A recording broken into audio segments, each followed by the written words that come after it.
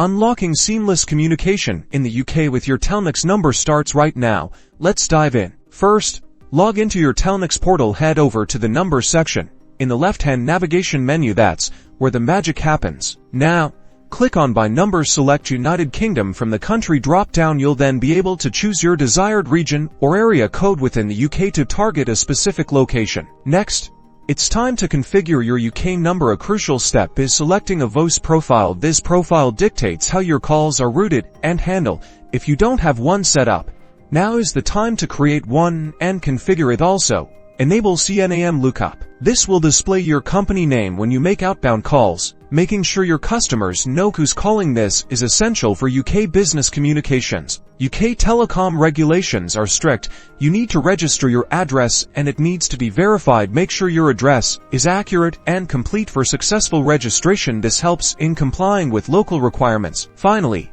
test your number.